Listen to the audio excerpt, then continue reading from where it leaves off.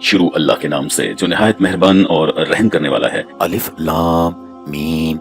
اہل روم مغلوب ہو گئے نزدیک کے ملک میں، اور وہ مغلوب ہونے کے بعد ان قریب غالب آ جائیں گے۔ چند ہی سال میں پہلے بھی اور پیچھے بھی اللہ ہی کا حکم ہے، اور اس دن مومن خوش ہو جائیں گے، یعنی اللہ کی مدد سے۔ وہ جسے چاہتا ہے مدد دیتا ہے، اور وہ غالب اور مہربان ہے۔ یہ اللہ کا وعدہ ہے، اور اللہ اپنے وعدے کے خلاف نہیں کرتا، لیکن اکثر لوگ نہیں جانتے۔ یہ تو دنیا کی ظاہری زندگی کو ہی جانتے ہیں اور آخرت کی طرف سے غافل ہیں۔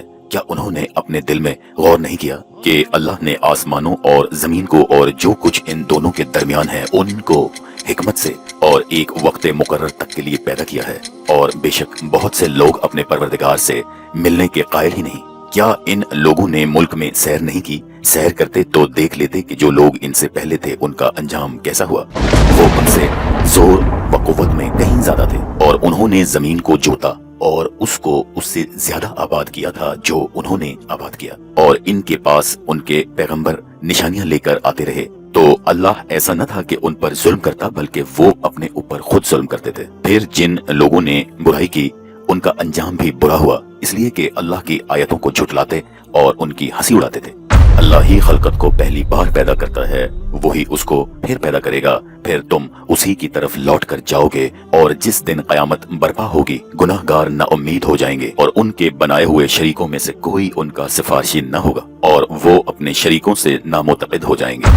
اور جس دن قیامت برپا ہوگی، اس روز وہ الگ الگ فرقے ہو جائیں گے۔ تو جو لوگ ایمان لائے اور نیک عمل کرتے رہے، وہ بہشت کے باغ میں خوشحال ہوں گے، اور جنہوں نے کفر کیا اور ہماری آیتوں اور آخرت کے آنے کو جھٹلایا، وہ عذاب میں ڈالے جائیں گے۔ تو جس وقت تم پر شام ہو اور جس وقت صبح ہو، اللہ کی تسبیح کرو، یعنی نماز پڑھو، اور آسمانوں اور زمین میں اس ہی کی تعریف ہے۔ اور تیسرے پہر بھی اور جب دوپہر ہو اس وقت بھی نماز پڑھا کرو۔ وہی زندہ کو مردے سے نکالتا اور وہی مردہ کو زندہ سے نکالتا ہے، اور وہی زمین کو اس کے مرنے کے بعد زندہ کرتا، اور اسی طرح تم دوبارہ زمین میں سے نکالے جاؤ گے۔ اور اسی کے نشانات اور تصرفات میں سے ہے کہ اس نے تمہیں مٹی سے پیدا کیا، پھر اب تم انسان ہو کر جا بجا پھیل رہے ہو۔ اور اسی کے نشانات اور تصرفات میں سے ہے کہ اس نے تمہارے لیے تمہاری ہی جنس کی عورتیں پیدا کی تاکہ ان کی طرف مائل ہو کر آرام حاصل کرو، اور تم میں محبت اور مہربانی پیدا کر دی۔ جو لوگ غور کرتے ہیں ان کے لیے ان باتوں میں بہت سی نشانیاں ہیں، اور اسی کے نشانات اور تصرفات میں سے ہے آسمانوں اور زمین کا پیدا کرنا، اور تمہاری زبانوں اور رنگوں کا جدا جدا ہونا۔